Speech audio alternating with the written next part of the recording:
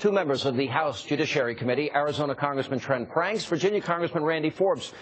Gentlemen, welcome. Congressman Franks, do you believe that Eric Holder lied when he went before Congress 2 weeks ago? Well, Sean, it appears that he did. On the one hand, he said essentially that when it comes to prosecuting the press for disclosing information or material, that he had never been involved in it, that he had never heard of it essentially, and that he thought it would be bad policy. And yet previous to that, he had signed an affidavit regarding Mr. Rosen saying that, you know, he thought that this prosecution should occur to a judge. So, I mean, I don't know how both can possibly be true. So it is certainly one of he's either falsified his statements to the judge in the form of affidavits, or he falsified information to the Congress. There's no way to reconcile the two of those issues. Well, that was my point I was trying to make to Juan Williams. He was having a hard time grasping that, but if he wasn't a target, but he had to lay that case out to the judge. Congressman Forbes, do you believe Eric Holder lied before Congress 2 weeks ago?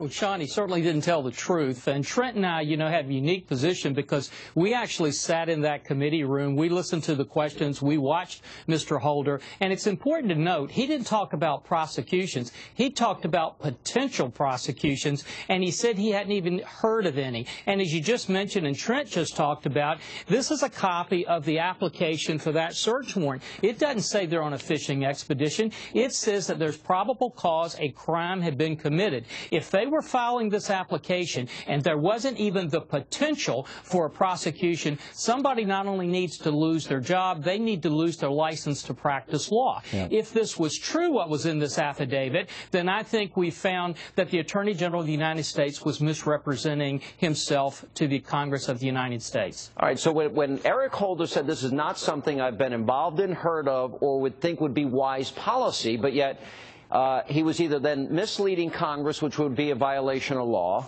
or he was lying to a judge to get the judge to approve the sweeping search warrant. It has to be one or the other, Congressman Franks? Well, you know, I think Randy's articulated very well. Incidentally, it's something you have to say once in a while on national TV. Randy Forbes is probably the brightest person on the Judiciary Committee, and he articulated it, I think, perfectly. And, you know, this is, unfortunately, there seems to be a little bit of a pattern here. Back when we were discussing the Benghazi case with the Attorney General, he had said specifically that he had released all pertinent emails. And when I questioned him, and it's on the record, asked him, had any of these emails been sent by him, it became very clear that he had not disclosed any emails he wrote, and then he pointed out that he did not intend to do so. So there's no way that both could be true, either that he had disclosed these emails or that he didn't intend to. Something, again, is impossible to reconcile. And, you know, it almost makes a conservative miss Janet Reno. Wow. Because that's saying a lot, Congressman. All right, Congressman Forbes, we also know in 2011 with Operation Fast and Furious, I've only heard about it in the last few weeks, then documents were uncovered that in fact showed that he knew about it 10 months in advance of when he said that he knew it. So my question to you is, what are the consequences? If anybody that's watching this TV show goes before a judge, a grand jury, or Congress and does not tell the truth, what would be the consequences for them? What would be the consequences for Eric Holder?